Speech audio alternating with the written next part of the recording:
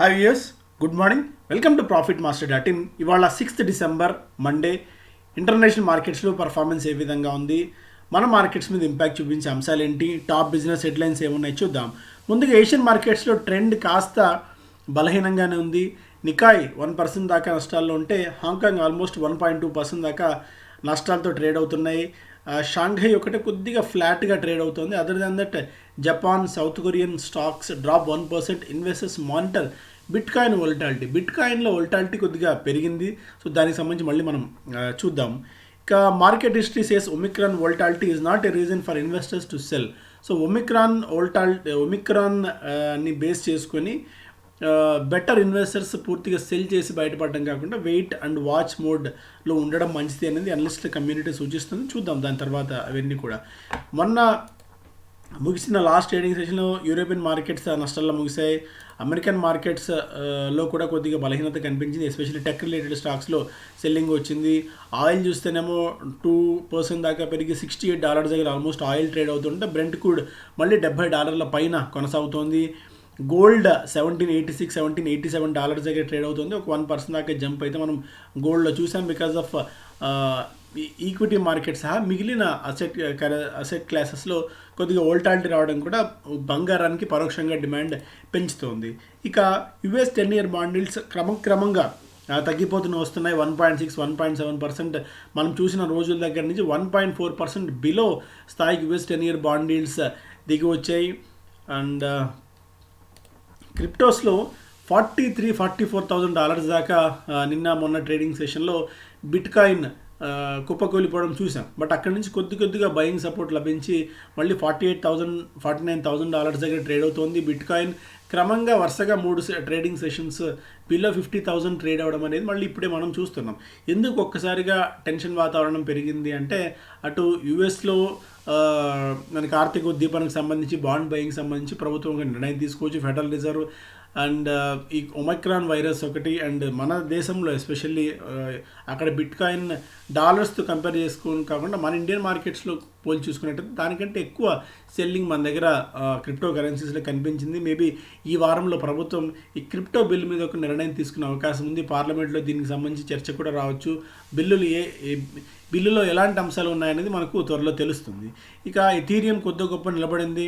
మిగిలిన క్రిప్టో కరెన్సీస్లో కొద్దిగా సెల్లింగ్ అయితే వస్తుంది. సో క్రిప్టో కరెన్సీస్ మార్కెట్స్ని కూడా మన వాళ్ళు కీన్గా అబ్జర్వ్ చేస్తున్నారు. ఎందుకంటే క్రిప్టో కరెన్సీస్ని ఒక అసెట్ క్లాస్ పూర్తిగా సెల్లింగ్ జరుగుతుంది, బేర్ గ్రిప్లోకి వెళ్ళిందంటే సంథింగ్ ఆర్ అదర్ మనం ఏదో ఒకటి సెన్స్ చేయాల్సి ఉంటుంది ఈ పాయింట్ ఆఫ్ టైంలో. అందుకని దీన్ని కూడా మనం ఎప్పటికప్పుడు గమనిస్తూ ఉండాలి. ఎందుకంటే వన్ ఆఫ్ ది అసెట్ క్లాసెస్గా దీన్ని మనం చూస్తాం కాబట్టి. ఇక RBI likely to hold repo rate keep stands unchanged. So ఇవాళ నుంచి reserve Bank of India monetary policy committee భేటీ కాబోతోంది. 6, 7, 8, 3 రోజుల పాటు 8వ తారీఖున మనకు రిజల్ట్ తెలుస్తుంది. రిజర్వ్ బ్యాంక్ ఆఫ్ ఇండియా వడ్డీ రేట్లలో ఏదైనా చేర్పులు చేస్తుంది అని చెప్పి. బట్ మోస్ట్లీ ప్రస్తుతానికైతే యథాతథ స్థితిని కొనసాగించే అవకాశాలు ఎక్కువ కనిపిస్తున్నాయి. మేబీ కొద్ది గొప్ప ఏదన్నా టింకరింగ్ జరిగితే రివర్స్ రెపోలో కొద్దిగా చేంజెస్ చేసే అవకాశం ఉంది. కానీ other than that Reserve Bank of India ఏ పెంపు కానీ తగ్గింపు కానీ జోలికి వెళ్ళే అవకాశం కనిపించలేదు. బట్ ఈ పాయింట్ ఆఫ్ టైంలో ఇన్ఫ్లేషన్ కొద్దిగా పెరుగుతున్న తరుణంలో వడ్డీ రేట్ల రివైవల్, అంటే ఇంతకాలం మనం పతనం అయ్యే పరిస్థితి చూసాం. ఇక్కడి నుంచి కొద్దిగా రివైవల్ వడ్డీ రేట్లు పెరిగే అవకాశాలు ఇక్కడి నుంచి మనం చూడవచ్చు. But Reserve Bank of India అలాంటి డైరింగ్ స్టెప్ తీసుకుంటుందా లేదా అనేది మనం ఇక్కడ చూడాలి. RBI weighs priority sector loans for EVs. So ఈవీస్కి ప్రయారిటీ సెక్టార్ కింద లోన్స్ ఇచ్చే అంశం మీద రిజర్వ్ బ్యాంక్ ఆఫ్ ఇండియా పరిశీలిస్తుంది అన్నక వార్తగా మనం చూస్తున్నాం. నీతి Aayog proposal will shift segment from auto retail allocate at lower interest rates. So auto retail కాకుండా దీని ఒక ప్రయారిటీ లోన్ కింద తీసుకొని తక్కువ వడ్డీ రేట్స్తో ఎలక్ట్రిక్ వెహికల్స్కి రుణాలు ఇస్తే ఎలా ఉంటుందని అంశాన్ని రిజర్వ్ బ్యాంక్ ఆఫ్ ఇండియా పరిశీలిస్తుంది. రాబో రోజుల్లో మనకి ఈ క్లైమేట్ కన్సర్న్స్ అనేది పెరిగిపోతున్న తరుణంలో దీన్ని బూస్ట్ ఇవ్వాలంటే, దీనికి మద్దతు ఇవ్వాలంటే ఇలాంటి ఒక సాహసోపేతమైన నిర్ణయం తీసుకోవాల్సి ఉంటుంది ప్రభుత్వం. అటు digital currencies cease and asset only. Cabinet may discuss crypto bill this week. Complete ban on usage as legal tender likely. So legal టెండర్గా దీన్ని అంగీకరించేందుకు ఆమోదించేందుకు కేంద్ర క్యాబినెట్ ససేమిరా అంటోంది. మోస్ట్లీ దీని మీద కంప్లీట్ బ్యాన్ విధించవచ్చు. అయితే తర్వాత దీన్ని ఎట్లా చూస్తారు? ఒక డిజిటల్ కరెన్సీగా చూస్తారా, లేకుంటే అసెట్ క్లాస్గా చూస్తారా, ఒక కమాడిటీలా చూస్తారా? దీన్ని ఎలా అనేది మనకు ఒక క్లియర్ కట్ క్లారిటీ అయితే వస్తుంది. Kotak breaks the ice on cryptos. So ఇంతవరకు Reserve Bank of India, supreme court guidelines కారణంగా బ్యాంకులు అంత ధైర్యంగా ముందుకు వచ్చి ఈ క్రిప్టో ఎక్స్చేంజెస్తో ఒప్పందం పెట్టుకొని ట్రాన్సాక్షన్స్ చేయడానికి అంత సంసిద్ధత చూపలేదు. ఇప్పుడు కోటక్ బ్యాంక్ ఫస్ట్ టైం ఈ వజీరెక్స్ అన్న కంపెనీతో టైఅప్ పెట్టుకొని ఇంటర్నేషనల్గా డబ్బులు స్వీకరించడానికి కానీ, లేకుంటే ఇక్కడ కాయిన్స్ కొనుగోలు చేసేందుకు అవకాశం కోసం కోటక్ బ్యాంక్ ఒక అకౌంట్ ఓపెన్ చేసింది వజీరెక్స్తో. సో ఫస్ట్ ఆఫ్ ఇట్స్ కైండ్గా దీన్ని మనం ఇక్కడ చెప్పుకోవాల్సిన అవసరం ఉంటుంది. అండ్ స్టాక్ స్పెసిఫిక్గా చూస్తేనేమో ఫెడరల్ బ్యాంక్ సెల్స్ చనాని నాశ్రీ tunnel way loan at 25% discount. So అనుకున్న దానికంటే తక్కువకి, అంటే అది ఒక మొండి బకాయిగా మారిపోతుంది ఒక లోన్ ఎక్స్పోజర్ని. దాన్ని ఏదో విధంగా వదిలించుకోవాలన్న తాపత్రయంతో ఫెడరల్ బ్యాంక్ అనుకున్న దానికంటే 20% డిస్కౌంట్కి అసెట్ రీకన్స్ట్రక్షన్ కంపెనీకి దీన్ని విక్రయించింది. ఫెడరల్ బ్యాంక్ రిజర్వ్డ్ నియర్లీ 75% అనే rupee by selling it's almost 213 కోట్ల రూపాయల ఆస్తి విలువ దానిలో 70% దాకా రికవర్ చేసుకోగలిగింది మొత్తానికైతే. సో ఒక రకంగా ఇది పాజిటివ్ అవుతుంది. మొత్తానికి అది పూర్తిగా మొండి బకాయి మిగిలిపోకుండా ఇది కొద్ది గొప్ప డబ్బులు వచ్చే కార్యక్రమం కాబట్టి. Retailers Ethos Senco to hit IPO street soon. Issue size pegged 500 crores each, launch likely in January 2022. So ఇక వీళ్ళు అన్నది లేకుండా, సో మనం కూడా ఒక కంపెనీ పెట్టి ఈ పాటికి కొద్ది గొప్ప ప్రాఫిట్స్ చూపించగలుగుతూ ఉంటే మనం కూడా ఐపీఓకి వస్తే సో మంచి సబ్స్క్రిప్షన్ వచ్చే పరిస్థితి ఉంది ఇప్పుడున్న మార్కెట్ కండిషన్స్లో.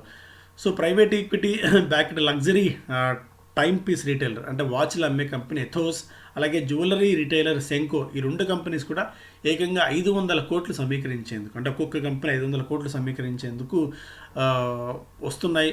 జనవరిలో ఐపీఓకి వస్తున్నాయి అనే వార్త ఇక్కడ మనం చూస్తున్నాము. ఈ ఎథోస్ అనే కంపెనీ రోలెక్స్, ఒమేగా, తాగేరు అండ్ ఐడబ్ల్యూసి ఇలా ప్రధానమైన బ్రాండ్లు అమ్ముతున్న, అంటే luxury brands, ultra luxury brands అమ్ముతున్న ఎథోస్ అనే కంపెనీ ఐపీఓకి రాబోతోందని నాకు వార్త చూస్తున్నాం. ఇప్పటికే సైఫ్ పార్ట్నర్స్, గతంలో ఈ సైఫ్ అనే పేరుతో ఉన్న జపనీస్ ఇన్వెస్ట్మెంట్ కంపెనీ ఈ soft bank Asia infrastructure fund ఏదైతే ఉందో అది ఈ రెండు కంపెనీస్ని బ్యాకింగ్ చేస్తోంది. సో చూడాలి ఎలాంటి ఇది వస్తుందో అని చెప్పి. అండ్ ఏజీఎస్ ట్రాన్సాక్ట్ ఎలా అయితే పేమెంట్ టెర్మినల్స్ని, అటు రీటైల్ కంపెనీస్కి, పెట్రోలియం అవుట్లెట్స్కి ఈ పేమెంట్ టెర్మినల్స్ని ఇచ్చే సేవలు అందిస్తున్న కంపెనీ ఏజీఎస్ ట్రాన్సాక్ట్ టెక్నాలజీస్ కూడా ఐపీఓకి రాబోతోంది. మేబీ డిసెంబర్ ఆఖరిలో ఐపీఓకి రావచ్చు. దాదాపు 800 కోట్ల రూపాయలు సమీకరించేందుకు కంపెనీ సిద్ధమవుతోంది అన్న ఒక వార్త ఇక్కడ మనం చూస్తున్నాం. ఇక Covid cloud and steep pricing make SaaS company rate gain offer a risky bet. Software service SaaS టెక్నాలజీతో సాస్ అందిస్తున్న ఈ రేట్ గెయిన్ కంపెనీ అనేది ఒక రిస్కీ బెట్ అవుతుంది ఈ పాయింట్ ఆఫ్ టైంలో. ఒకటి కోవిడ్ క్లౌడ్ కవర్ ఉంది, ఇది ఎప్పుడు తొలగుతుందో తెలియదు. స్టీప్ ప్రైజింగ్ ఒకటి, ఈ రెండు కలిసి కాస్త రిస్క్ మోడ్లోకి దీన్ని తీసుకెళ్తున్నాయి. అంత అద్భుతమైన వాల్యుయేషన్ పాయింట్ ఆఫ్ వ్యూలో వాల్యూ బెట్గా ఇది అనిపించకపోవచ్చు అని చెప్పి ఇక్కడ ఎకనామిక్ టైమ్స్ ఇంటెలిజెన్స్ గ్రూప్, ఈటీ ఇంటెలిజెన్స్ గ్రూప్ అంచనా కడుతోంది. ఈ కోవిడ్ ఇష్యూస్ ఉన్నంత వరకు మనకి ట్రావెల్, టూరిజం, హాస్పిటాలిటీ ఇండస్ట్రీలో ఖచ్చితంగా ఈ డిస్రప్షన్స్, రిపర్కుషన్స్ ఎప్పటికైనా ఉండే ఉంటాయి. అండ్ ఒకవేళ దాన్ని పక్కన పెడితే ఇవాళ కాకపోయినా రేయిపోయినా అట్లీస్ట్ ఒక 6 months 1 year తర్వాత కోలుకోవచ్చు మనం. అలా కాకుండా మనకి ప్రైజింగ్ ఎక్కువ పెట్టుకున్నప్పుడు సో అంత మనకి ఇంట్రెస్టింగ్ అనిపించకపోవచ్చు. Growth and profitability trends also అన్క్లియర్గా ఉన్న తరంలో లిస్ట్ అయిన తర్వాత డెసిషన్ తీసుకోవచ్చు, కానీ అంత ఆతరపడి దీనికి సబ్స్క్రైబ్ చేసుకోవాల్సిన అవసరం లేదు అని చెప్పి చెప్తున్నారు. LIC's asset quality improves ahead of IPO, net NPAs at 0.05. So negligible ఎన్పిఎస్లో ప్రస్తుతం ఎల్ఐసి ఉంది. నాన్ పర్ఫార్మింగ్ అసెట్స్ 0.05% మాత్రం పరిమితం అవ్వడం మనం ఇక్కడ చూస్తున్నాం త్వరలో ఐపీఓకి రాబోతున్న తరుణంలో. Kotak breaks crypto ice with account for WazirX already మనం మాట్లాడుకున్నాం.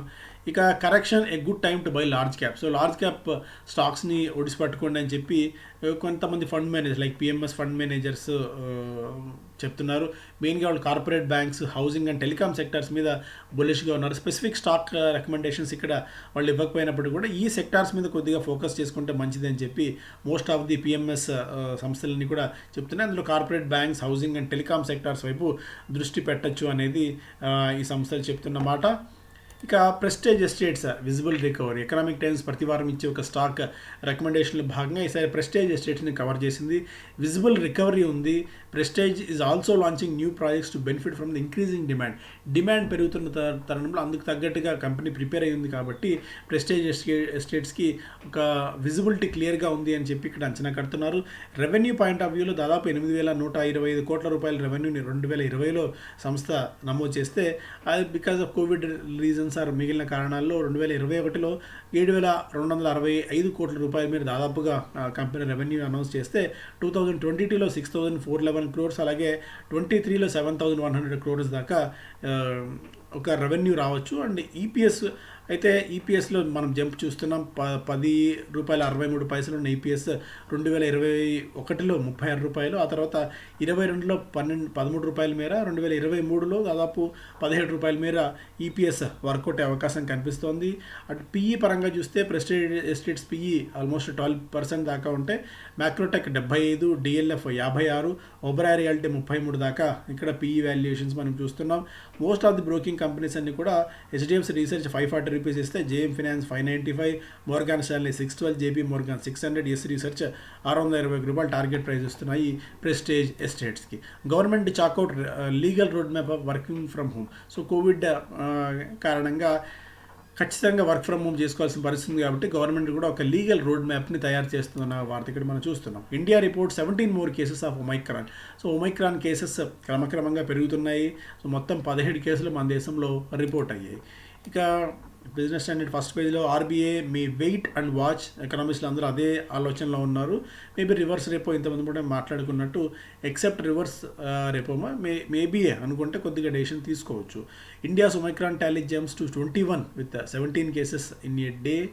Okay, FMCG distributors demand fair play, say higher margins to some players hurting business. FMCG డిస్ట్రిబ్యూటర్స్లో కొద్దిగా ఆందోళన కనిపిస్తుంది ఈ మార్జిన్స్కి సంబంధించి. సో ఎఫ్ఎంసీజీ కంపెనీస్కు కొద్దిగా నెగిటివ్ న్యూస్ అవుతుంది ఇది. Superior and consistent performance across periods. So visibly ahead of pairs bench mark. ఇక్కడ UTA flexi cap fund గురించి బిజినెస్ స్టాండర్డ్లో క్లియర్ కట్ ఒక ఫుల్ లెంత్ ఆర్టికల్ ఇచ్చారు. 1992లో ఈ ఫండ్ ఎలా స్టార్ట్ అయింది, రకరకాల అప్స్ అండ్ డౌన్స్ని ఏ విధంగా ఈ సంస్థ ఎదుర్కోగలిగింది అన్న ఒక ఇంట్రెస్టింగ్ అప్డేట్ ఇది.